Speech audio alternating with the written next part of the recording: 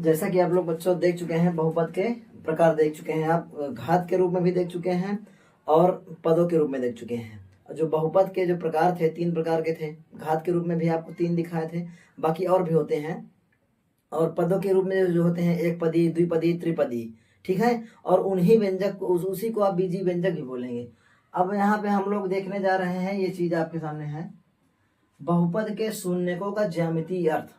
क्या देखने जा रहे हैं हम लोग? बहुपद के शून्यकों का ज्यामितीय अर्थ। हम लोग ये देखेंगे कि बहुपद के शून्यकों का ज्यामितीय अर्थ।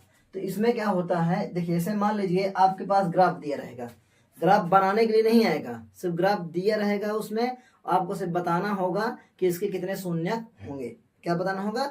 ग्राफ दिया रहेगा और सिर्फ ये बताना है कि इसके कितने शून्यक हैं। जैसे ये वाला है, बहुपद के शून्यक पी एक्स के लिए ज्ञात करो। जैसे हमने आपसे कह दिया कि शून्यक क्या है, जैसे मान लीजिए हमने बोला आपसे कि शून्यक है आपके, मान लीजिए शून्यक क्या है आपका 2 है, शून्यक क्या है आपका 2 है।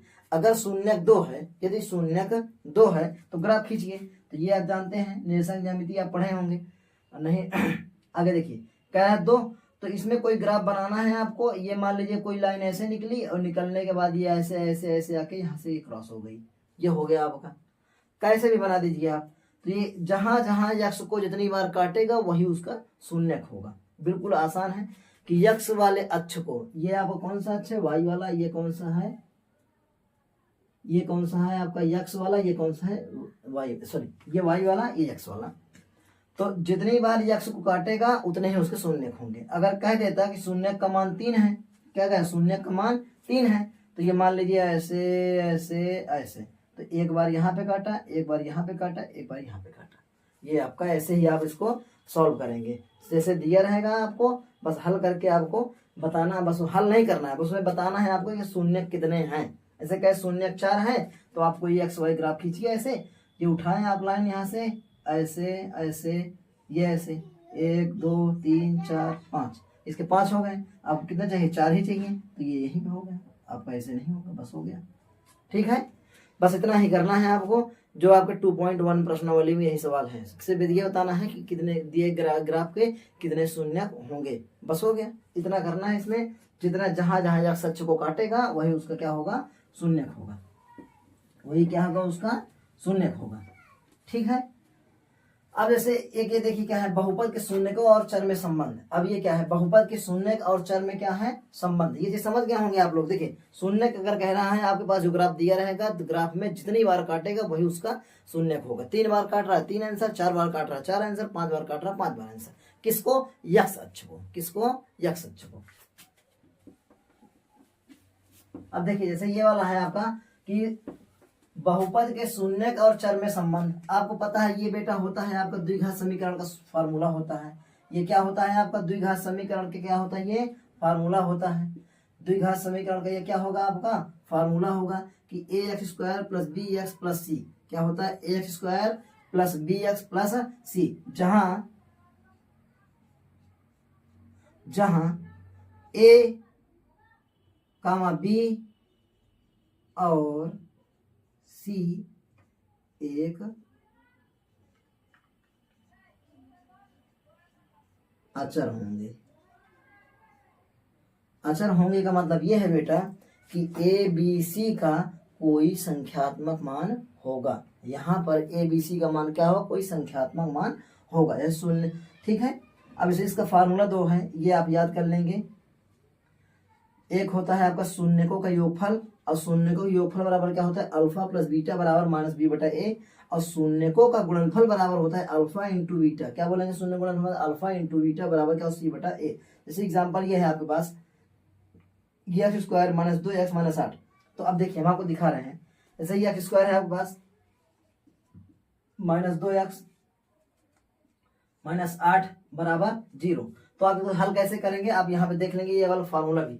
इसे कह दें आपसे, तो इसको क्या है? आपको सिद्ध करना है इसे शून्य, इसके क्या होंगे? शून्य क्या होंगे, और सत्ता की जांच भी करना है। क्या करना है? सत्ता की जांच भी करना है।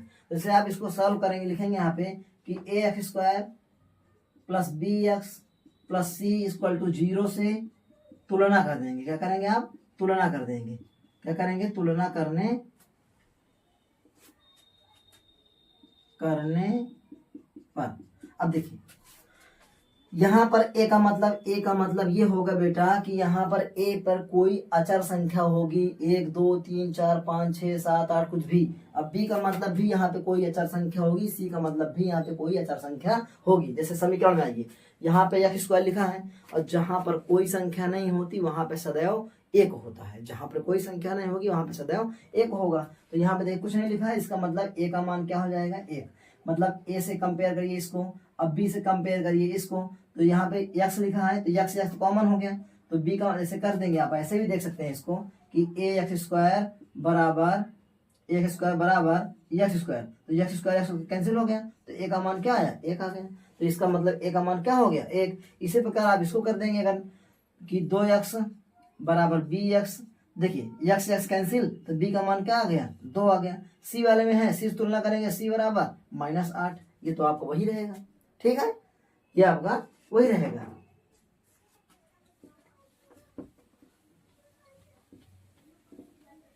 अब देखिए यहाँ पर प्लस है, यहाँ पर प्लस है, लेकिन यहाँ पे क्या है, माइनस है, यहाँ पे क्या है, माइनस है। तो आप a का मान क्या होगा, 1 कामा, b का मान क्या कर देंगे आप, -2, c का मान क्या कर देंगे, -8। ये a b c के तीनों के मान आ गए। अब जैसे आपको करना क्या है, शून्य को योगफल वाला सूत्र लगाना है। क्या करना है, शून्य को योगफल वाला सूत्र लगाना है और सत्यता की जांच कर देंगे आप। तो सबसे पहले आपके पास अल्फा बीटा होने चाहिए। अब अल्फा बीटा कैसे निकालेंगे, ये तो आप ए बी सी निकाल समझ गए। अब ऐसे हम इसको अल्फा बीटा आपको सामने निकाल दिखाएं यहाँ पे कि इनके अल्फा बीटा कैसे निकालेंगे। 2x - 8 बराबर 0। तो आपको पता होगा कि जो अंतिम वाला ये अचर पद होगा, जो अचर पद होगा, इसका सबसे पहले आप गुणनखंड निकालेंगे। अब गुणनखंड इसका क्या होगा, 2 2 2। तो इसको आप ऐसे जोड़े घटाएं कि जोड़ने ये 2 दूना 4 और 4 में से 2 गए 2 और 4 दूना 8। देखिए 2 दूना क्या हो जाएगा, 4 हो जाएगा। और ये क्या है, 2। अगर 4 में से आप 2 घटा देंगे कितना आएगा, 2 आएगा। अगर इसको दोनों गुणा कर देंगे क्या आ जाएगा, 8 आ जाएगा। तो आपको यही करना है, जोड़ने या घटाने पर यहाँ पर जो संख्या लिखा रहे बी वाला मान वो आना चाहिए, और गुणा करने पर जो अचर पद लिखा रहे वो आना चाहिए। उसी संख्या को गुणा करें तो 8 है, और उसी संख्या को जोड़ें या घटाएं तो 2 आए। यहाँ पे 2 है, यहाँ पे जो रहेगा वही आना चाहिए। जैसे हो गए, आपका क्या बन रहा है, 4। देखिए x स्क्वायर -4 - 2 बाहर हो जाएगा x, 8 बराबर 0। अगर इसको सॉल्व करेंगे आगे तो x स्क्वायर प्लस माइनस ये हो जाएगा 4x माइनस प्लस हो जाएगा 2 1 कम 2x -8 बराबर 0। देखिए ये इतना हो गया, x कॉमन ले लीजिए। यहाँ पे अगर 4 पद रहेगा 2 2 बांट लेंगे, 6 पद हो 3 3 बांट लीजिए, या 2 2 करके 3 पेयर बनाएंगे आप। x कॉमन तो x -4, यहाँ पर +2 कॉमन है तो x -4, यहाँ पे क्या है 0। अब समझ में गए ही होंगे कि यहाँ पे x स्क्वायर है, यहाँ पर x है, तो एक x निकल गया, लेकिन 4 तो यहाँ पे है, लेकिन 4 यहाँ पे नहीं है, इसलिए x 4 कॉमन नहीं हुआ। यहाँ पर 2 बार x है और यहाँ पर एक बार x है, तो एक ही x निकला है, एक बचा हुआ है। यहाँ पर 2x - 8 है, तो यहाँ से 2 निकाल लेंगे। आप क्या करेंगे, यहाँ से 2 निकाल लेंगे, बचेगा क्या, x और 2 चौके 8। कॉमन का मतलब सीधा सा ये होता है कि अगर इस कॉमन को कोष्टक के अंदर आप गुणा करेंगे तो यही संख्या पुनः आपको मिलनी चाहिए। 2 1 कम 2, 2 चौके 8 हो जाएगा। अब देखिए x -4 एक कोष्टक में हो जाएगा। अब बेटा x -4 जब यहाँ से निकल गया तो यहाँ पे क्या बचा, सिर्फ x बचा, या x हम करिए, और यहाँ से भी x -4 कॉमन निकाले हैं, तो यहाँ पे क्या हो जाएगा, +2 हो जाएगा बराबर 0 हो जाएगा। तो अब देखिए यहाँ पे ये हो गया आपका x -4 बराबर 0, x -4 बराबर 0, तो x बराबर क्या हो जाएगा, 4 हो जाएगा। उसी प्रकार उस वाले को करेंगे जब आप, तो x + 2 बराबर 0, तो x बराबर क्या आ जाएगा, -2। और यही बेटा आपका पहला वाला अल्फा का मान हो जाएगा, और बाद वाला आपका बीटा का मान हो जाएगा। ठीक है, जो पहला वाला मान आएगा वो अल्फा का मान होगा, और जो बाद वाला आएगा वो बीटा का मान होगा। ठीक है, ये आपके अल्फा बीटा आ गए हैं। अब आप अगर सिद्ध करना चाहें योगफल और गुणनफल तो आप वहाँ सिद्ध कर सकते हैं। ठीक है, अल्फा बीटा आपको कैसे निकालना है, आपको ऐसे ही निकालना है। अब बाकी चीज़ें आपको हम प्रश्नावली में कराएंगे। ठीक है बेटा, ये आपकी इंट्रोडक्शन क्लास थी, यहाँ से आपका बेसिक समाप्त होता है। अब हम आपको अगला कराएंगे 2.1। ये इतना हो गया होगा, देख लिए होंगे। अल्फा प्लस बीटा ये क्या हो, शून्य को योगफल होता है, अल्फा प्लस बीटा। और ये क्या शून्य को गुणनफल होता है अल्फा इंटू बीटा, तो सी बटे ए होता है। ठीक है, अगर इसी को सॉल्व करना हो तो आप सॉल्व कर सकते हैं, ये अल्फा बीटा का मान निकल आया है। ठीक है, अब हम आपको देखिए प्रश्नावली कराएंगे। ठीक बेटा।